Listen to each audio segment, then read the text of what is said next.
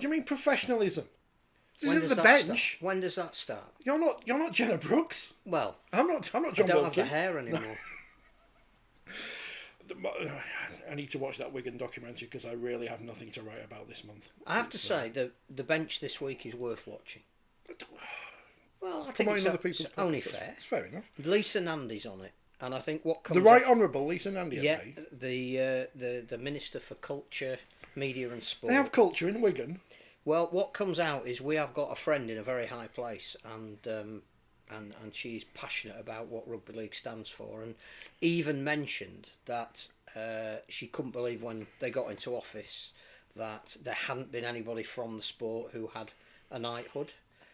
I think we can safely say that she is championing the cause of Billy Boston.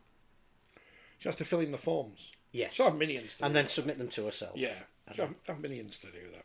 Well, I mean, when this Prime Minister quits, he can put them in the honours list, like Rishi Sunak did with Jimmy Anderson. You know, remember when Boris Johnson made a fuss about Sir Kevin Sin? I didn't put Kevin Sinfield on his list because he thought he was already knighted because he called him that in Parliament. It's in Hansard and everything. Yeah. And it's still deleting everything. So this is all bonus content. I don't know how this is going to end up on the podcast. Welcome to the podcast. We've had a letter. And a gift. We'll come to that in a moment. Let me go through go through Twitter. Any chance, says Brendan, of that Mark Wilson bloke making an appearance anytime soon? I get that he's quite busy. Can't afford him. Not now. He's everywhere. He is everywhere. He's following the darts through Europe. The Euro Tour, the best touring sport. He's on that Sky thing. He's on Sky. He was on TalkSport yesterday. It was funny because I was at work. We'd be so far down the pecking order. I know. I was at work yesterday and I tried to tee up some lines because one of my colleagues was doing the bit where they go to, and now here's the odds from William Hill. It was one of my colleagues doing it. I said to him, call them the Mighty Wakefield. Call it the Dowell Powell Dart. He didn't call it any of that. But he did say Wakefield by 13 or more points. He was spot on that one. So that was... but I didn't tell him that because I went Wakefield by 4. It was a lot more than 13 as it turned out. Yeah, we'll talk about what went on at the start of the programme this week. Hello to all the people on YouTube. That is Andy and Kevin and Tim. It's not a political programme. I know it started political, but we didn't mean to make it political. I'll wait until that's finished. We've had a letter. She's not from the Total RL Forum. It says, Dear team, as a London Broncos fan who travels home and away, we are often criticised for not bringing more fans to away games.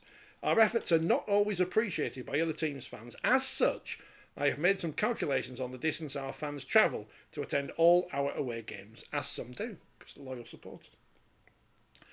Using the Cherry Red Record Stadium as a starting point, why not... where did he play the other week? Roslyn Park or something? They go to Ebbsfleet. Ebbsfleet? He's going to record now. It's recording. Using the Cherry Red Record Stadium as a starting point, I should leave all the other stuff off the podcast and just start with it. A London fan attending all away games in 2025, they would travel a total of 5,394 miles in the season. The average round trip being 415 miles, quite a commitment. It's bad enough going to London once. You know, we're going to have to do it twice this year. That's Perth to Sydney. Yeah, is it? Like the where the Bears live? Not yet. Not yet.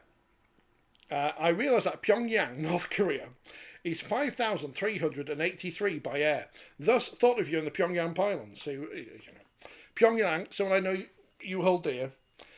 So as to mark our efforts, we London Broncos away fans would like you to accept this North Korean table flag for your studio. This programme gets stupider and stupider by the week. Here is looking forward to our club's new administration. Keep up the good work, Dennis Hoolan. Dennis, thank you very much. Much appreciated. And you're off to London on Wednesday because you're going to enjoy Lamingtons, which don't sound that impressive, to be honest. Well, I don't want to criticise all of Australian culture, but, you know. To be honest, to go 200 miles for a Lamington, it does seem a bit excessive. I'm not sure that's the reason we're going. But yes, it's the supposed dawning of the new era interestingly, at the Australian Embassy. So you'd think there's going to be some kind of Australian involvement. It's listed also, interestingly, as London Broncos and the RFL. I thought, who runs the RFL? Well, it will be interesting to see who is there, but also what their involvement is. It doesn't say London Broncos and the NRL. No. So yes, there's I think opens about 10:30 in the Embassy. Coffee and a Lamington, which apparently isn't Battenberg, which is a shame. I think Brian Carney and Jenna Brooks are hosting. She's Australian. There's going to be people on the stage saying things. Wow. And then more coffee and Lamingtons. Well, if they're there, it might be on the telly then. It is going to be, because there's nothing going on there. Football season's finished. It is going to be on the telly. Or I think there's excerpts into Sky Sports News. That's what I mean. And then it might be on the verdict. Yeah, because I'm working on Wednesday, so I won't see it. But at least it'll be on Sky Sports News. The people who are terminally semi-retired and just sit at home all day watching Sky Sports News in the hope of some rugby league turning up. That'd be great. Well, it will be there, and we shall report back fulsomely. Who was supposed to be buying them? I can't remember now. Well, I don't think anybody was. It's not the Roosters. That's Salford. They're not buying. Or just investing. Yes, I think the plan was that the NR and an NRL club or clubs would pay for the marketing of what they're trying to do to reinvent themselves and some development officers. The main story, I believe, is everything in London and the South is coming under an umbrella, which is the first time that's happened. So Who's holding that umbrella? We don't know. That's positive. Well, it's Brian Carney said on the telly on Friday, interim chair of the RFL, Nigel Wood, which is news to everyone. Well, indeed him. Yeah. Because he isn't. He's got a fancy new job title, hasn't he? Well, executive director or something, which you know. He's on holiday. So I'm going to call myself an executive producer of this programme. He's on holiday? Yes. Oh. Pre-booked. It's good timing. Otherwise, I think he would have been in London on Wednesday. And I could have asked him. Yeah, as the executive director of the Rugby Football League's steering committee on the interim report thing that's going on. That's still going on. Which I think will appoint a board more than strategically move the game particularly forward. A longer running Aussie drama than the Sullivans or the Young Doctors, says Tim. One for the teenagers. Probably still repeated the Young Doctors somewhere. What, the Lamingtons? Was that a programme? I don't. Apparently it's sponge coated in chocolate with, is it coconut? I have no idea. I thought Pavlova was the Australian The dessert only of thing choice. I know about Lamingtons, they were named after one of the original governors of Queensland, and they presented him with this cake saying, we're going to call it a Lamington after you, and he said, don't like it. Lovely. That's gratitude for you, isn't it? Yeah. I mean, we named the whole country after everything to do with Great Britain. But thankfully they're taking it back as they should, so that's good. So yes, the big news story that it will be on Wednesday. Hopefully, the wheelchair ashes are on.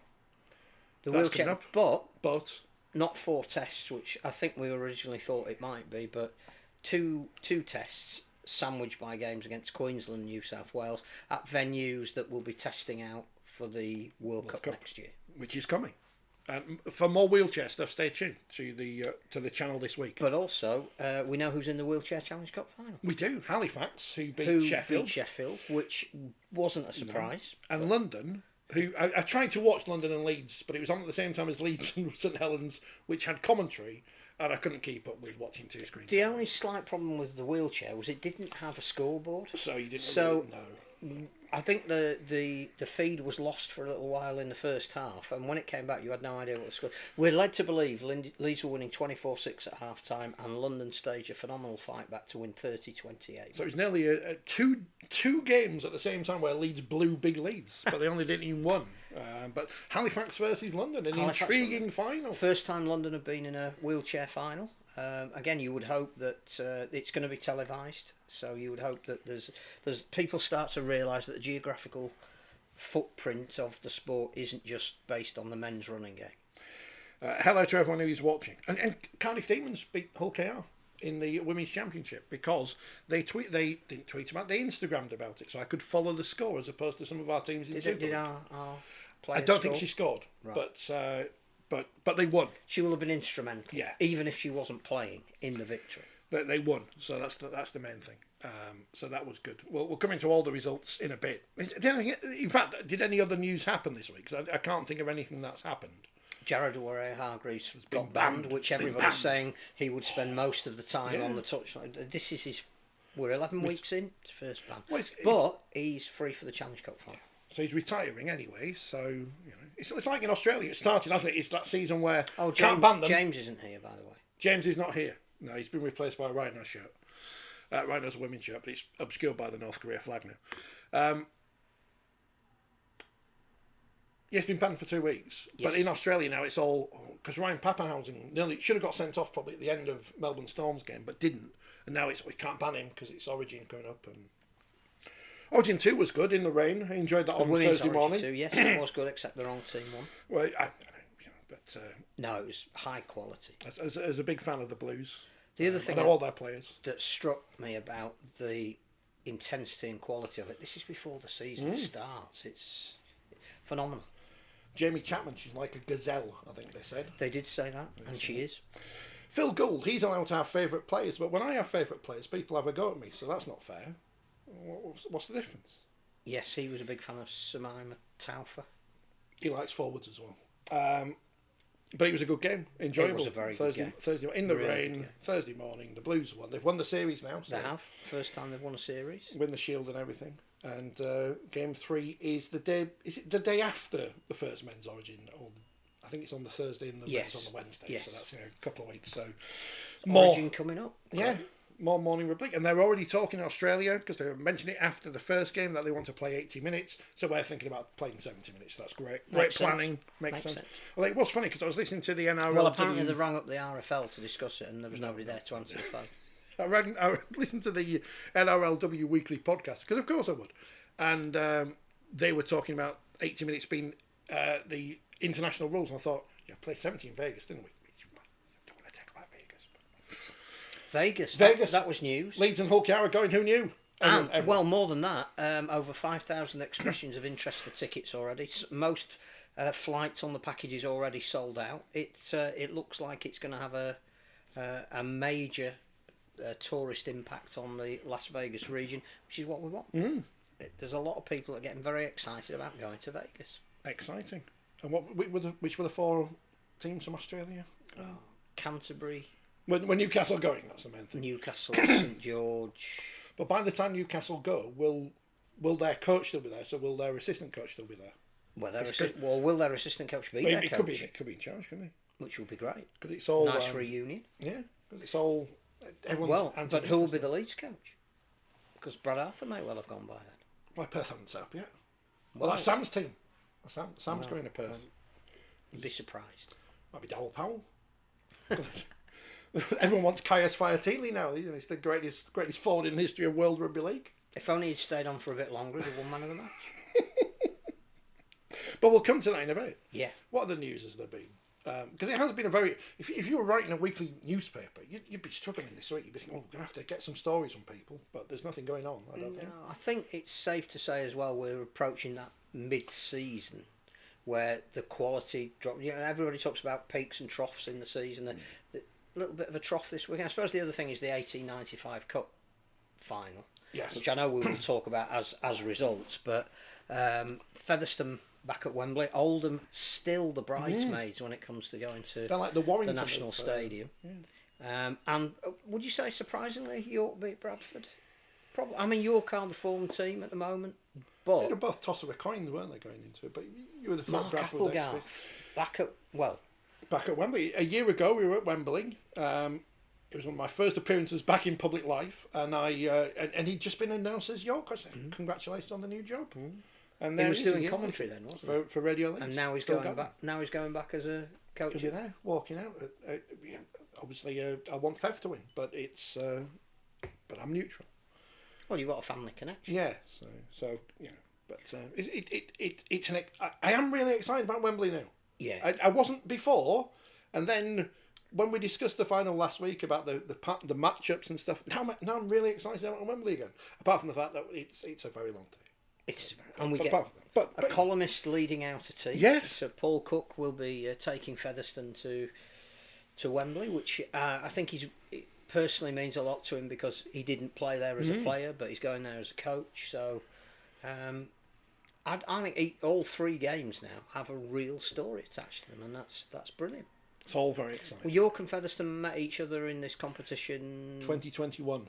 Which and was it was the first. It was the first 102.86. Yeah, it was the first post-COVID final, so it was still there were still restrictions. I think they checked our temperature when we went in. It was just sure we were very high scoring game from what I remember. It was.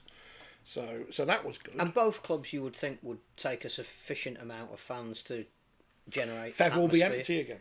Yeah. So, and I'm sure York will be busy as well. I think York have got a following. It's and it's growing. There was a good crowd there yesterday, wasn't there? I'm not sure what it was, but they're talking about I don't know if it was a record crowd for York or not, but big numbers, and obviously Bradford took a fair few as well, obviously. Yeah, took 2,500 to Oldham. Why is the 1895 after the Challenge Cup, says LG, nobody will stay? Because TV. It's TV scheduling. They show the women's game live on BBC Two, the men's game live on BBC One. And then you have to, we'll get our phone out so you can watch the 1895 final. But the 1895 has to be the last of those three games. But again, why weren't those two games yesterday streamed? Or were they? Because I watched Oldham versus Fair on what appeared to be some kind of holy stream. You it's like, didn't. It's like being back in Spain watching illegal Sky or something. But it was on YouTube. I was at work yesterday, break at 3 o'clock, put YouTube on, because I could only watch Wakefield Warrington on my phone, so I thought, well, I'll just listen to it instead, because it was Mark and Doc doing it. They were great, so I listened to them anyway. And it came up on YouTube as the recommended videos. Watch it's live, so I watched it. So Featherstone were good. They were good. Oldham came back in the second half, from what I saw, and Featherstone held them at bay. So a bit of a difference from the game, which was so close last time, and only decided by a kick. But Featherstone in the final, and they say Oldham that their wait continues. One of those weird things. But at least they've got a chance to. There's a huge value in this cup, I think. I mean, we need to promote it more, because for the clubs that are going to Wembley, it will be massive. For the ones that have missed out, it really hurts, and that shows there's a value in it. LG says, and he puts no they, because I don't know LG, puts no offence at the start. The championship teams bring more than the women, which is true. More fans than the women, which is true. That no one's going to deny that. But unfortunately for them, TV companies want the Women's Challenge Cup and not the 1895 Cup. It is as simple as that. If you change the order around, it doesn't make any difference, because you're still going to have the people there first to watch the 1895 Cup, and people who support Hull, KR and Wigan will drift in as the game comes in. But it's just how it is.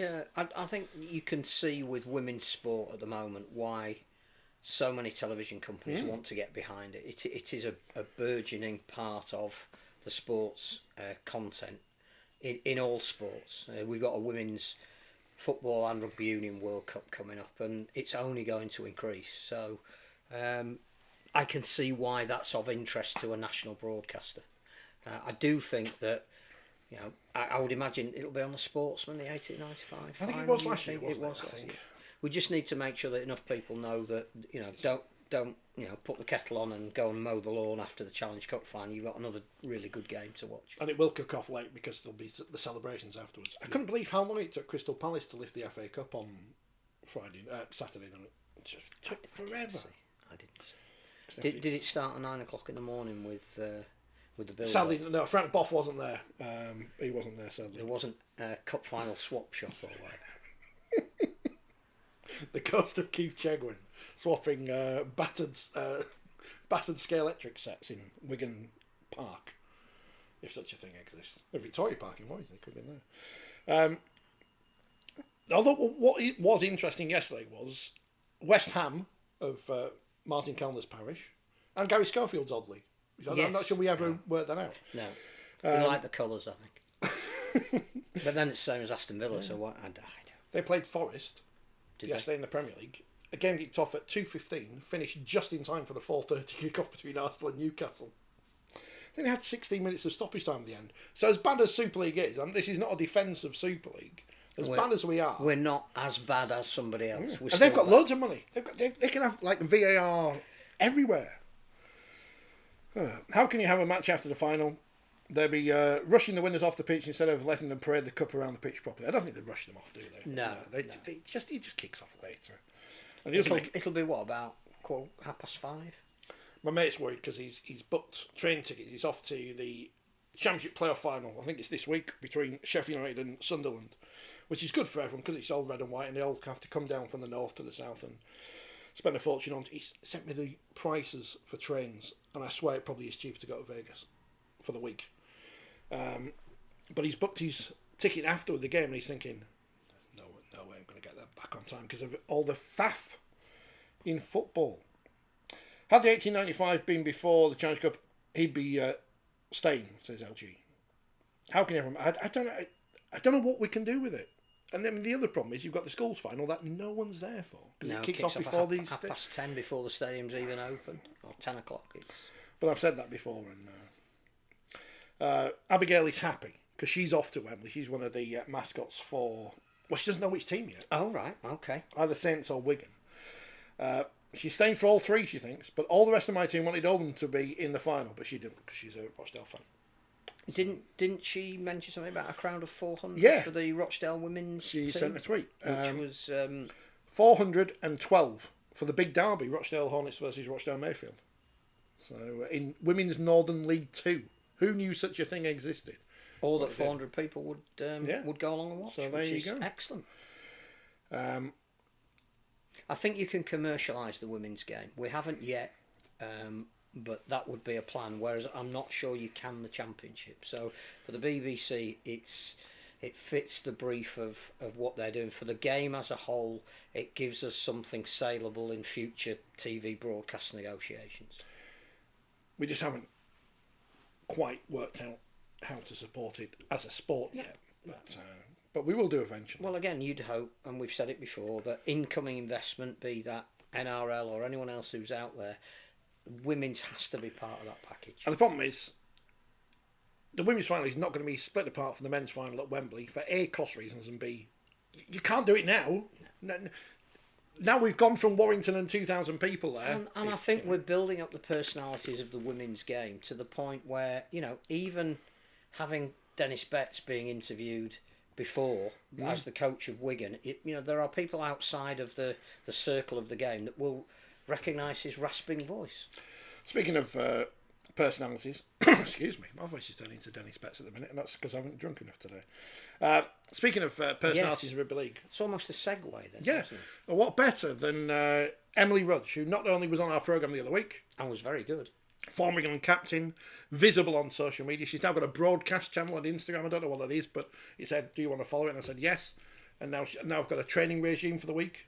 Okay. She's doing lowers today and uppers tomorrow. But she's also got merchandise. Look at this. You can now buy Emily Rudge t-shirts. I mean, the big surprise is I haven't bought one, but they're in women's sizes. And they're in women's sizes. I don't know what women's size I am, so I've not checked. Channel the power of a rugby legend in style, it says here.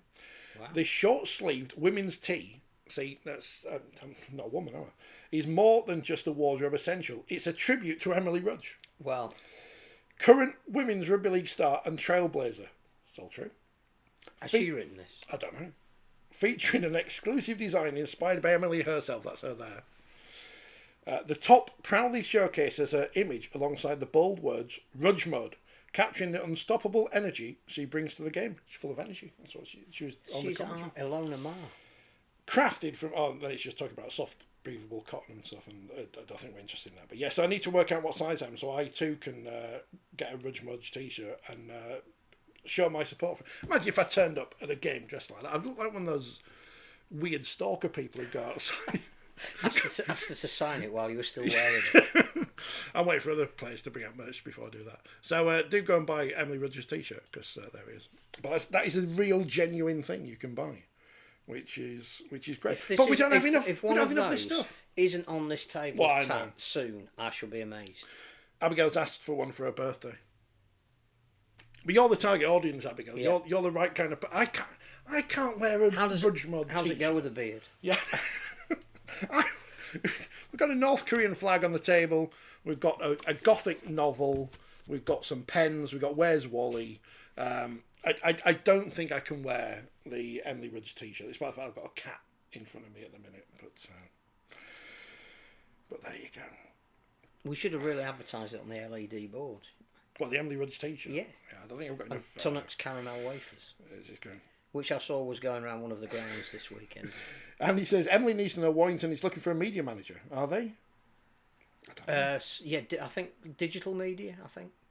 Oh, that'd be a good idea, wouldn't it? We need to use her somehow. She's got the skill. I don't know how to work these things, but she's obviously in touch with. And the thing is, when the Challenge Cup comes around and she's interviewed and she's she's got something about her, and maybe Tanya will be asking her about her T-shirt apparel. This is why. Should we get James Child T-shirts for this? Child mode. James mode. That sounds better. Yeah. James mode. With a picture of him blowing his whistle. Yeah. Anyway, so is that all the news? This week's news is Emily Rudge has got a T-shirt. So that's brilliant. I hope she doesn't see this now, because next time I have to interview, it'll be a bit. She'll be delighted. In the tunnel, plugging the T-shirt. We're promoting her merch. Tunnels. Steve Mascott will be selling it. Well, it must be. Women's season through the winter, asks LG. No, we don't want winter rugby. I know there's this whole thing, well, the Australians might come over here and play, and we might go over there and play. No. The wheelchair season in the winter, it's inside. Right, that might work, but I'm just not anything a fan in winter. not a fan of 12-month sport. I think you have to have a period whereby you're enticed for it to start again.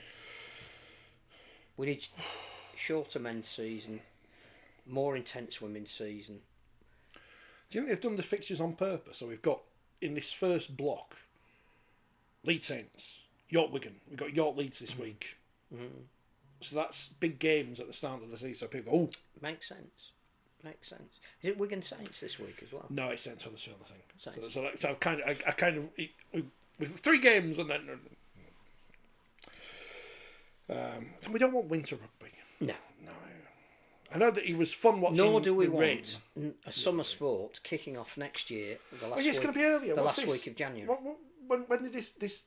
Well, it's because of the World Cup. The World Cup. So everything is concertina. The Challenge Cup is going to be earlier. The season's going to start earlier to give the team. I think the grand final finishes earlier to give preparation for the World Cup to start. The great thing is about the women's game and how it will grow is there's going to be more and more girls playing, and they will backfill. So any players that do go over to the NRLW will get their chances earlier, perhaps, and they'll sink or swim as they do in the men's game, as they it happens in every sport. So It's great. I am old because 2 players for Leeds Academy this week who played against St Helens, I know their mothers on Facebook. That makes me feel very old. It's not right. But it's good to see someone called Trinity score for Leeds at the weekend. So that was very good. I was very, very pleased about that. That was very good. That was very good. And yes, that's why she's called Trinity. So that's good.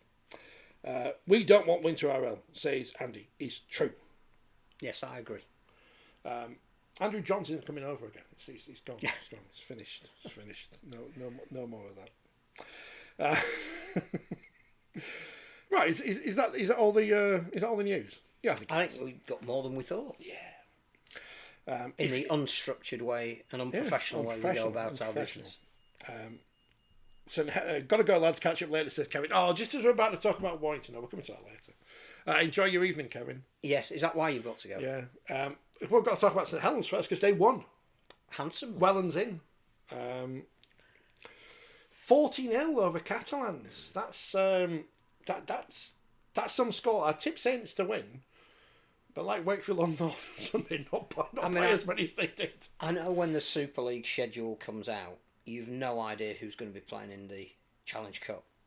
But that did look like a very, very tired Catalan side who'd come over on the Saturday, gone back home to France, flown back for Thursday's game, didn't make a great start, never recovered, looked absolutely shattered by the end. So well done, Saints. It was good to see some free-flowing, flamboyant rugby. Great that George Whitby was headlining with his hat-trick and was it 24 points. And he's doing his A-levels or something this week. So brilliant, well absolutely. And maybe Saints are, but this is a decent run of fixtures for Saints. To be playing Catalan straight after they've been in a cup final, and with the greatest respect, Huddersfield this weekend. Not sure we know if Saints have progressed that far, but confidence-wise, winning 40-0 at home is.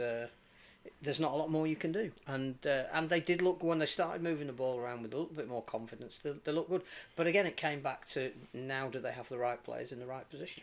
Oh, they might do. We'll only know when they get their next test, and it has Johnny Lomax become to St Helens what Kevin Sidfield was to Leeds in that season where Brian McDermott dropped him, and then came back and won the grand finals. I'm not saying Saints will win the grand final. I'm not going that far just yet. But no, I don't think you early. can definitively say that they're back, and you can't definitively say that they've gone either. So they are in that mid-table section where 2 or 3 wins and suddenly you're challenging again. And Catalans, same problems as before.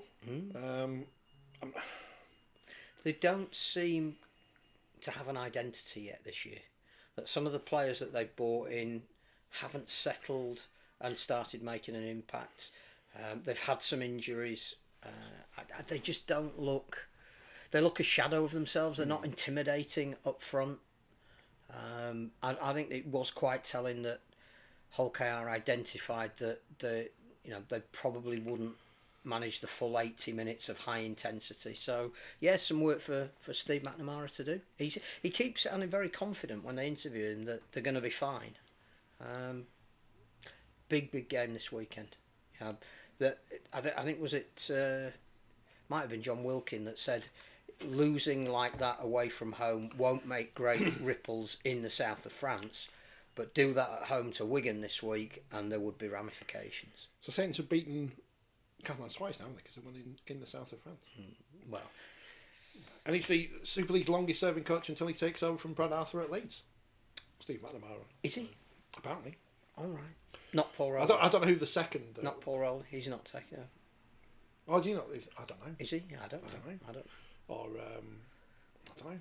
JJB could do everything. Kevin Sinfield. Sinfield. He's coming back. Sir Kevin, who might be a sir by then. Who knows? Assuming that, of course, Brad Arthur does get the Perth job and it's not somebody else from Australia. And Perth are still 2 years away. Yeah, I think Perth have now appointed a chief executive, which one of their jobs will be to announce who the coach is. So I think things are moving in a logical direction. The word from Australia is that there have been interviews with potential coaching candidates. Brad Arthur has been one of them. Leeds Lasers appointed a chief executive. Did they? Yeah. Do you know who the Leeds Lasers are? The ice hockey team. The ice hockey team that was set up by Leeds United for the arena that never got built. But they did appoint a chief executive and buy half a franchise in Super League, which they obviously never. Right. But that was Peter Ridsdale, so it's a good job we've got no one like him involved in Rugby League. We'll go on to Salford in a bit. Nice. Good old Salford Council. So that was. I mean, Ian's in the chat. Do you want us to say anything more about Salford, more about St Helens, apart from George would be very impressive because he's only young. He's the first ever young player ever to do anything. I think a lot of people got excited about where St Helens were going, and youth is a very important moving you back to the next stage. And the thought of Harry Robertson and George Whitby playing together is exciting for even those of us who aren't St Helens fans. So some of that talent is going to be well worth watching in the future. Both wear scrum hats as well, so maybe that's something we need to look into. Is there a correlation between talent and wearing scrum caps? It'd be great if they all wore a different colour, so you knew. This is the problem with the women's game at the minute. They've all got the same hairstyle. So the sooner that we have players wearing different hairstyles. I mean, well done, Katie Motter said she hasn't, but she wears a hat anyway, so it doesn't matter. But she was good. Things. We'll come on to them in a moment because on Friday, Wigan Warriors 40, York Valkyrie 6. The marker is down. Wigan are now the greatest team ever to play women's rugby. They're going to win everything. Well, that's 2 impressive games to start the season. But you've got to do it in October. Yes, as indeed York last year, riven with injury at the start of the season, somehow written off by the middle of it, yeah, won the competition. Did I write him off? I don't know. I don't think I did. I think the fact is Wigan have they've opened their new facility at Orrell, Edge Hill. Great, isn't it? For both rugby league and women's football. Their own bespoke training gymnasium, I think a dressing room facility there, which is great, gives them their own identity. They're clearly moving women into the right direction. They've got the backing of the main board, which is fantastic. They've clearly recruited well.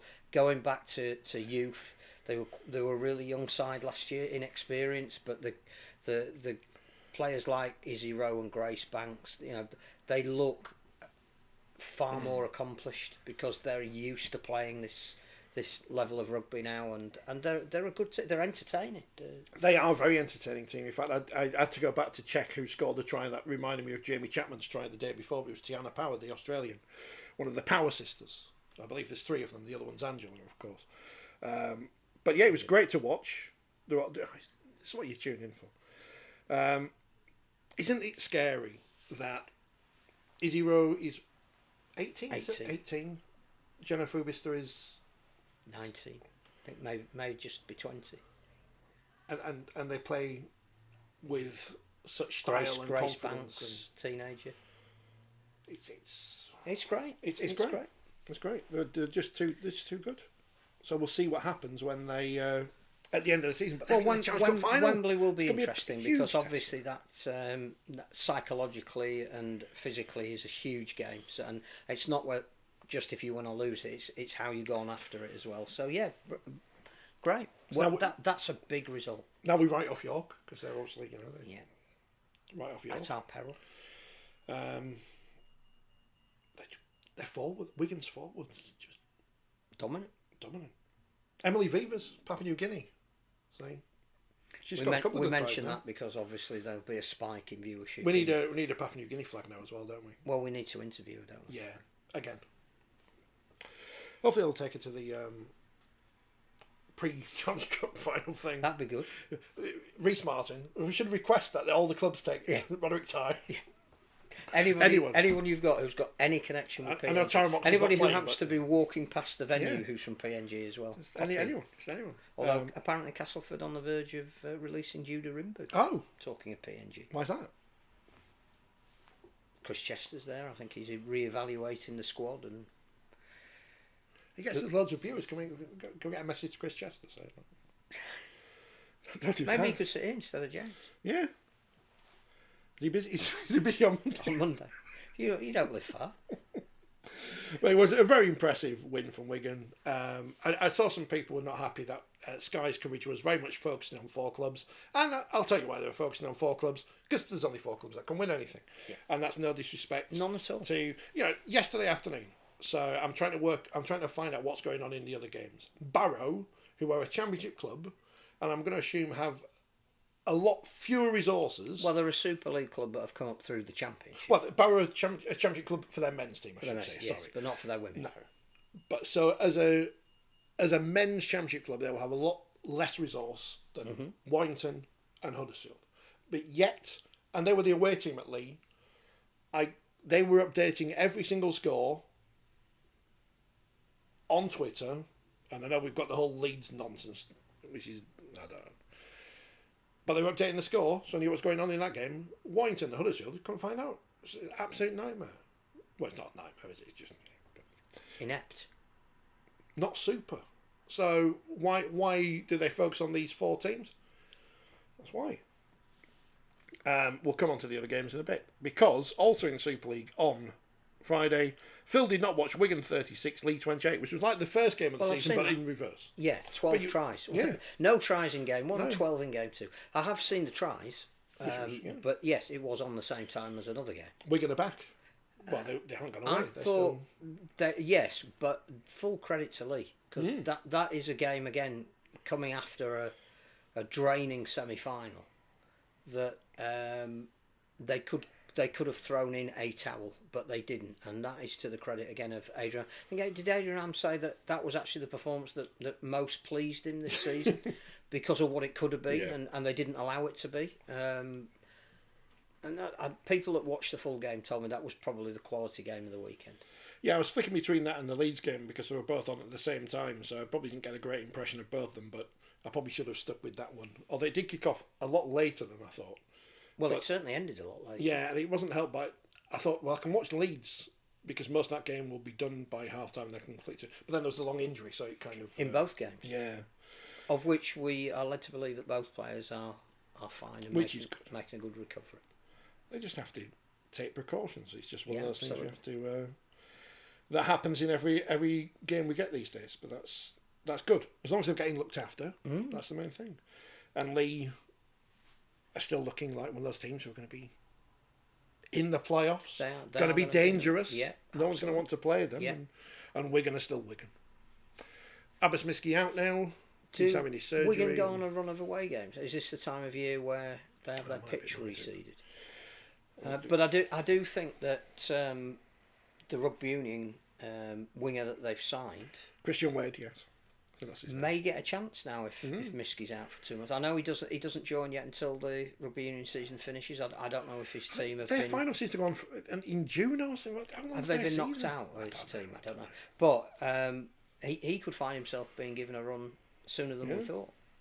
They must have some kids in the academy. It's Wigan. No, but it's good. It's if you're going to sign somebody who is an England Rugby Union player, then if he does get an opportunity, we can all see if he's going to make it or not. Good to see the Welsh Rugby Union copying Rugby League and reducing the number of Welsh teams in their competition.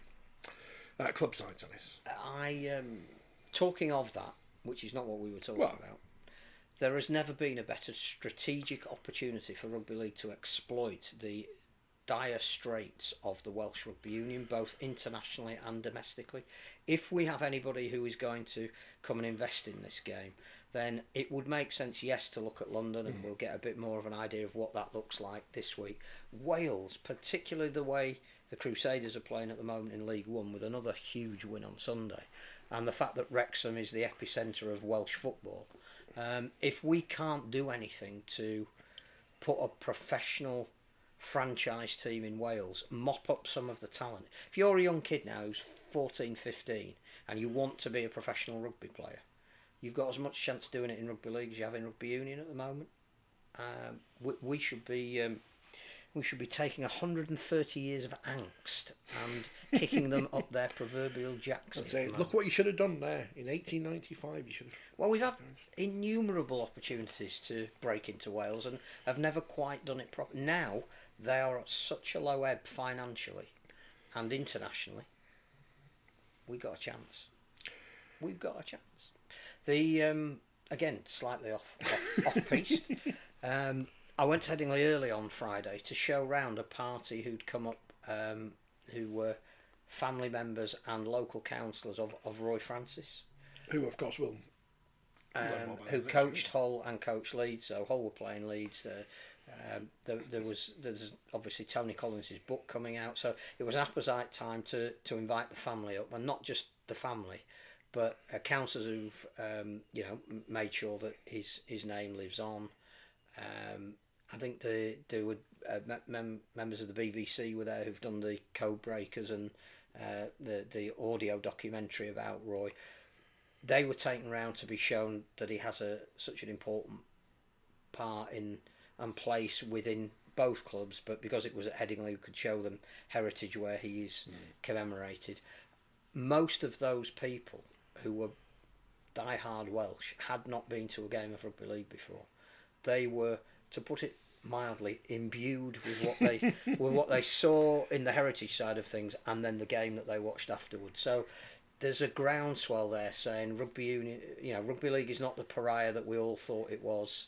We can understand now why some of our top athletes went north to further themselves and look after their families. If we were to put something back that they could follow easily near them, I think we can reap the rewards of both a talent pool and a spectator base. We'll get some daffodils on the table next week or something. Looking forward to that book.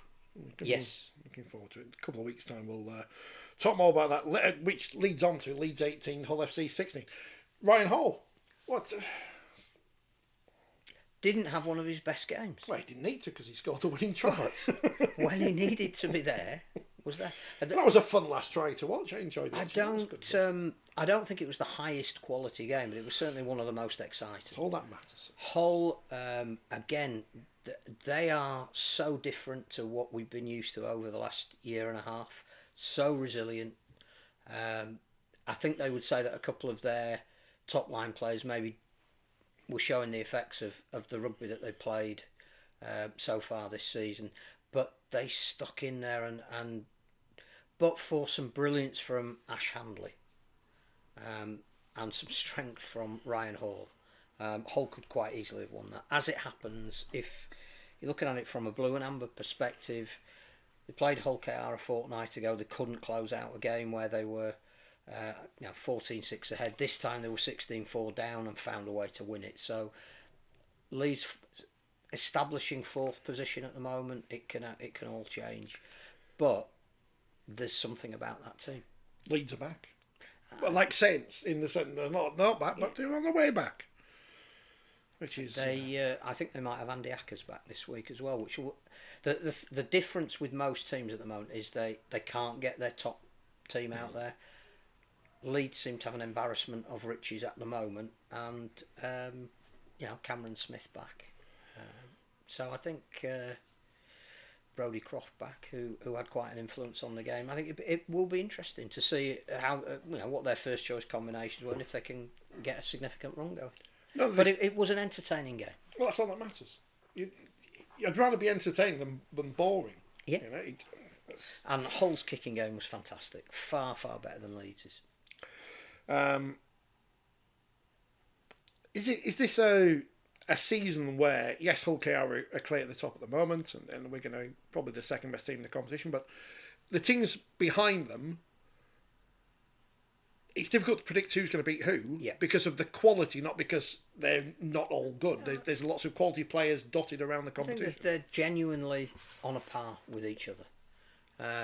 You know, Leigh have got that that stickability about them. They're never beaten.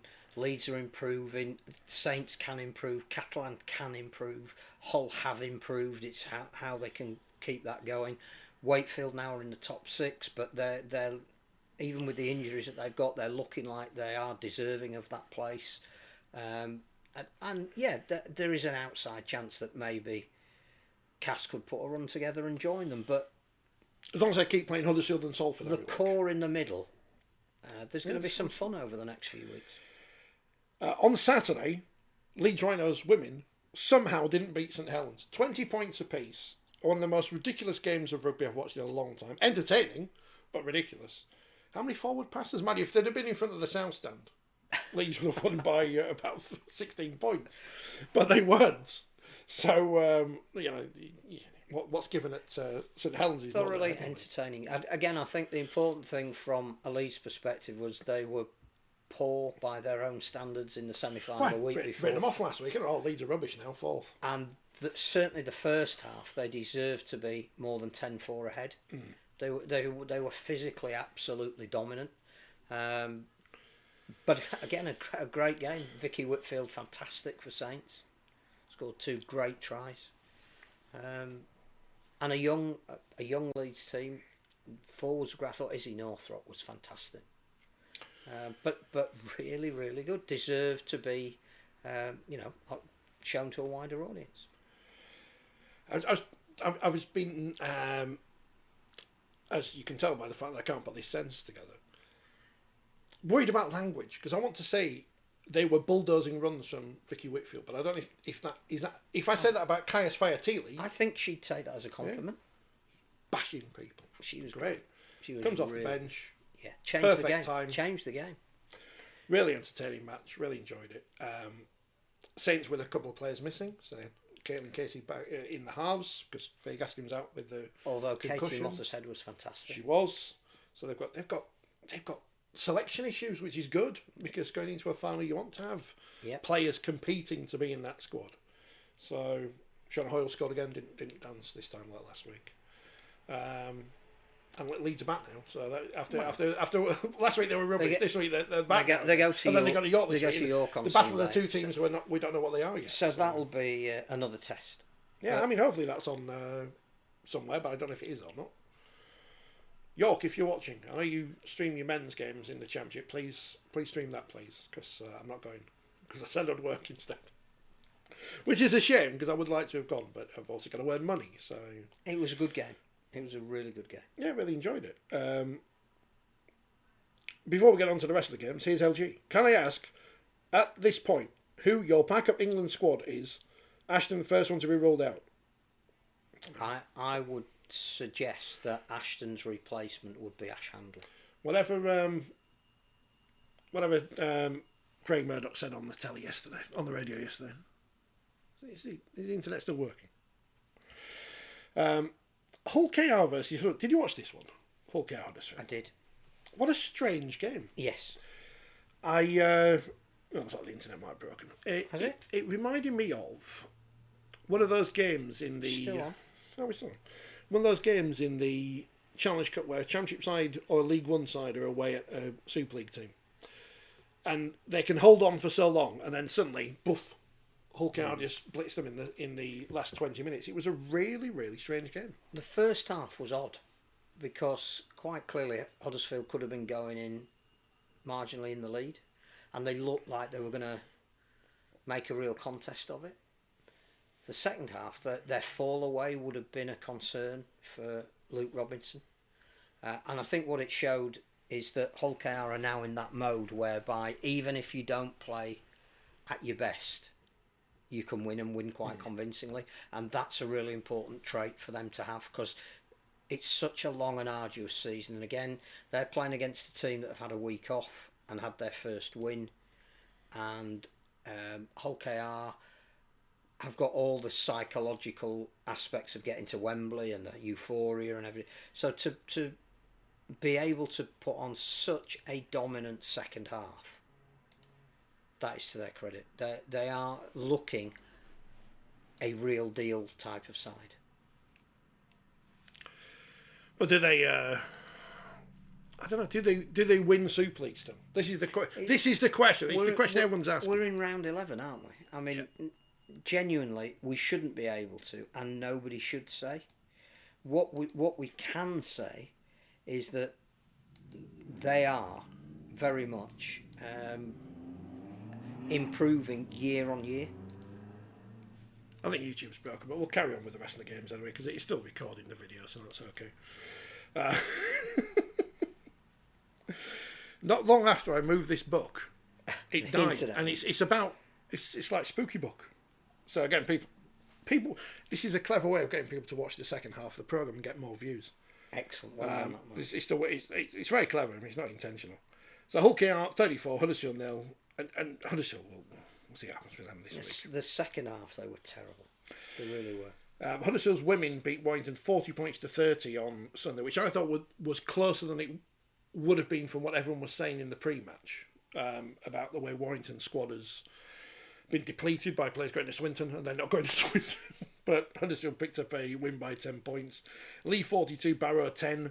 Barrow having lost experienced players in the off-season, the rebuilding again. Good to see Leigh playing it at the Elite Sports Release. So that's the main thing coming out of that game. Is they played it at their home ground where the men play and everything. And I don't know if there's some kind of problem before where they couldn't, but they did, so that's good. 1895 Cup, Oldham 14, Featherstone 40. Big win for Fev, especially having been so close the couple of weeks before in the championship itself, missing that goal as we mentioned earlier, but this time dominant early on as well. Yeah, took that game out really in the first half. I think strong, and again it shows that Paul Cook said it. You know, you don't have your first choice halfbacks, and it is really difficult to get a team going forward. The Ryan Hampshire redemption story. Dominant. So the internet has gone down. Yeah, it's not good, is it? York 28, Bradford 20. So we missed out on the dream 40-20 Colmiss final. We did. Paul Cook versus Brian Noble because Bradford weren't able to do it against York, who, did we say earlier, they've come into form now? Yeah. I can't remember if we said that downstairs or up here, but they've come into form now. And yes.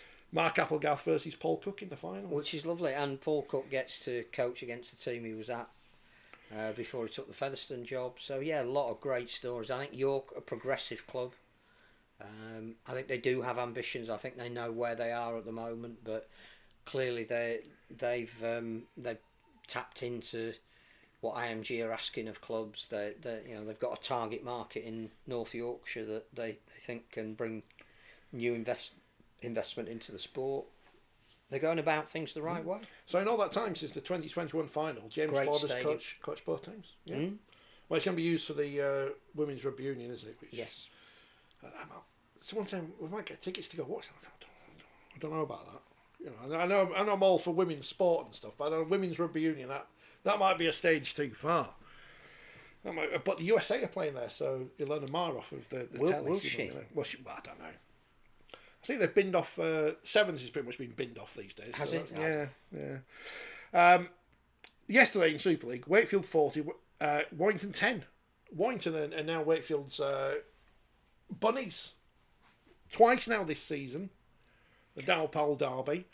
Big wins for Wakefield. Now, strange game because again, Wakefield are absolutely dominant until about the 32nd minute, and then all of a sudden you're thinking, what's going on here? Yeah. But then Warrington didn't score any more points. The second half, the Mason Leigh show. Yeah. Because he has his critics, some of which might be sat at this table speaking. The great thing about, I think, the way Wakefield plays, that when they do start to get a foot on the throat, they don't half enjoy themselves. They go for it, don't they? And it's so good to watch. Warrington again, a team coming off a semi-final. Well, and last time it was after Vegas, but Wakefield got injuries as well because Jake Truman plays 1 in 3 or whatever. And all the forwards, they just looked very tired. They really did. For all the players that excelled the week before. I'm not going to pick out any individuals, but there were some that we know can play better. So what does Sam Burgess do now? Does he try and rest some of those key players ahead of? Because as long as he gets into the top 6, that's that bit. What do both clubs do this week when it's the cup final dress rehearsal? Are we going to get? This is when we'll see the Leyland brothers against each other. This is when you stick the reserves out. Because do you? I don't know. Do Hull KR want to win the League Leaders' Shield desperately? Well, the problem is they don't want to be cut adrift. No.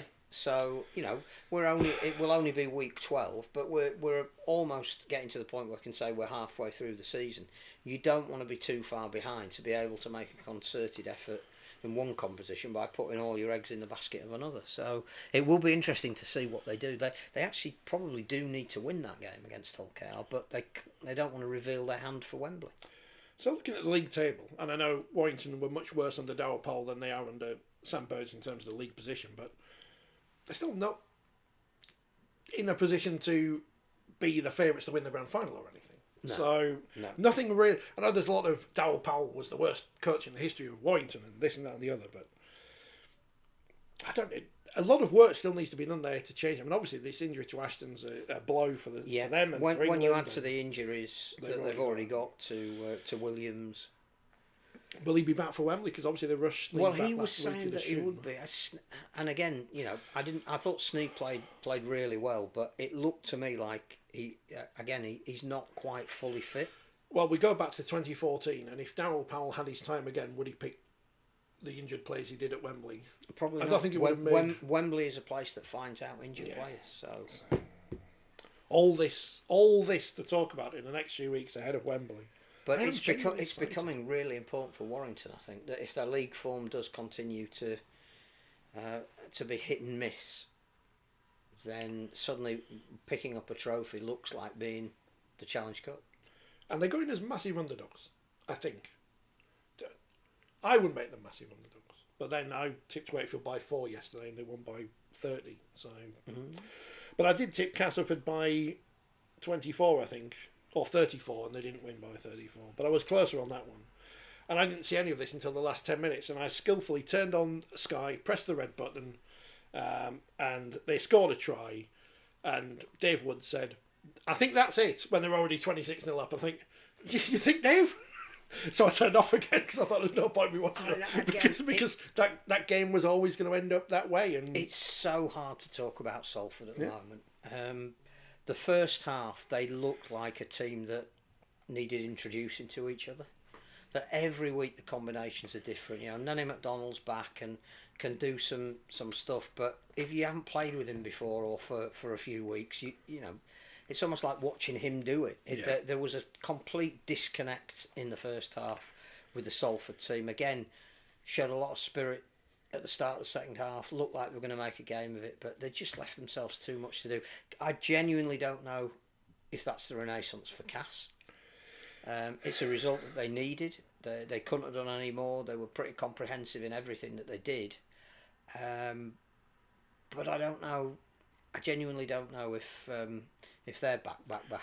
No, Oh, I think when we will know, I don't know. They're starting to get the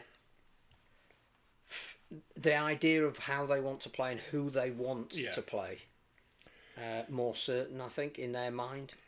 And there was a lot of defensive resilience in the early stages because Salford are a team that are very unpredictable, can throw things at you. And to be fair to Castleford, their defence in the first half was very good.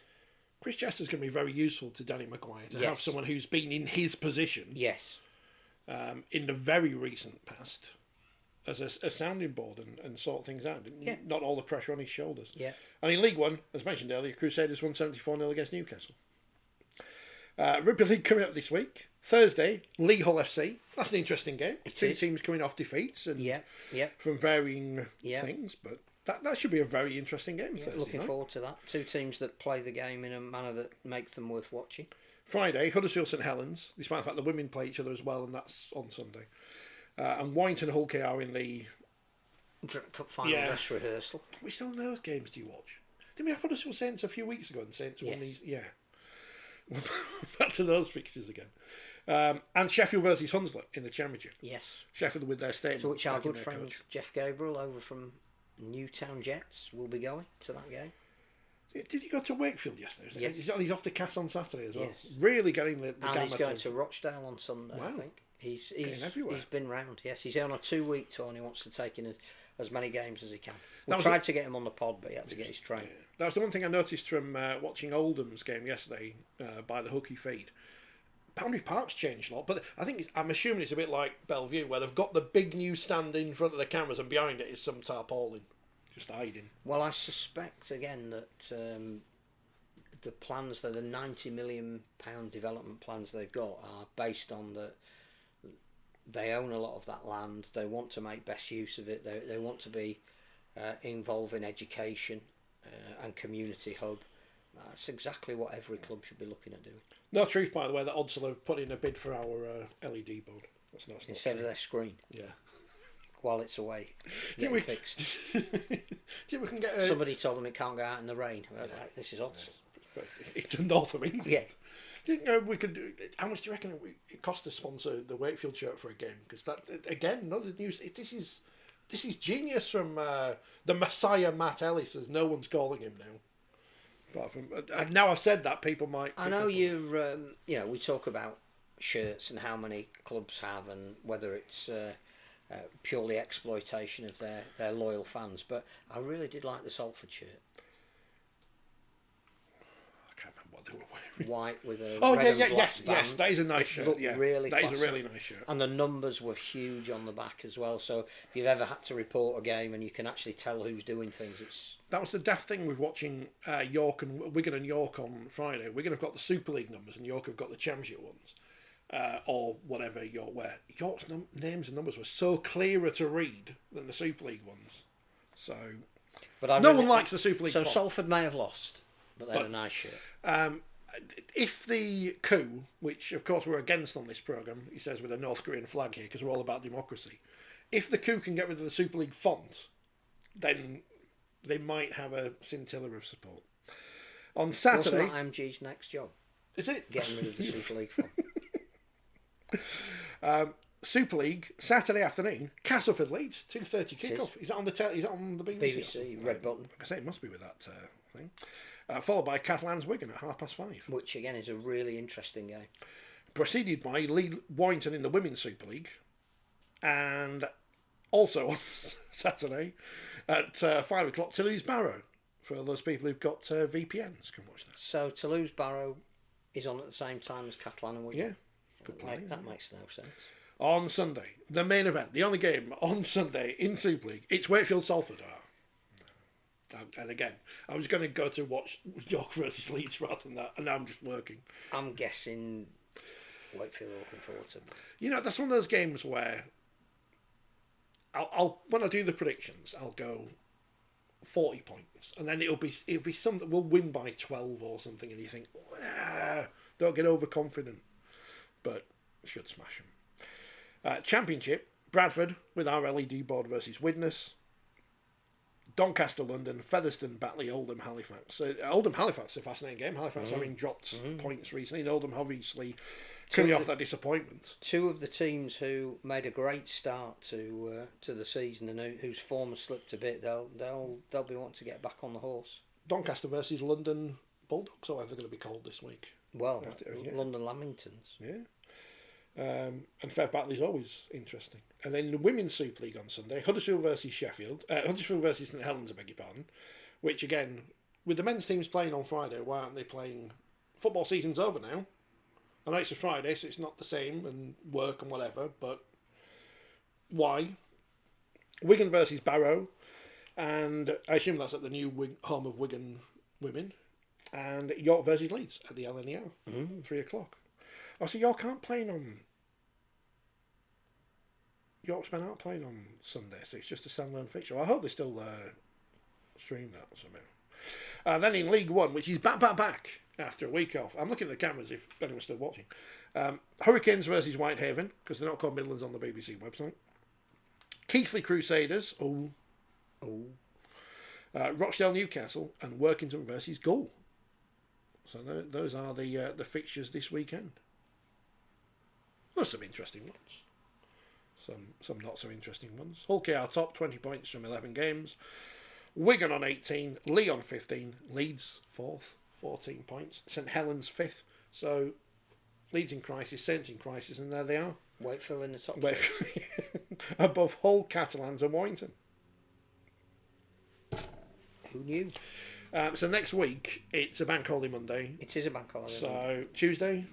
Tuesday's good. Tuesday. Provided the Wi-Fi's connected. Yeah. There'll be more content coming up later this week. In fact, there'll be some more tomorrow morning once I've edited it. And we'll be back with the podcast next week. I'm assuming they're already playing music on the radio, so that's all right. But, well, he's just been texting me saying, where have you gone? Yeah, it's broke. The internet's gone. So if you want to buy some internet, please write to the internet. Yeah, send us more North Korean flags. We don't need the internet. We just need more flags. So we can semaphore the programme. Yeah. That's YMCA. Getting in trouble again with the flag. So the plane just landed at Leeds Bradford Airport when you did that. Eurovision, we were robbed apparently. I didn't see it. We'll be back next week. Thanks for watching, listening. If anyone's interested, we have got Millionaire's Cookies. Millionaire's Cookies. From Fox's Biscuits, they're sponsors of the Fox's Biscuits Day. Fabulous Foxes. Fabulous Foxes. I'm going to wave my flag, and we'll see you on Tuesday. Adios.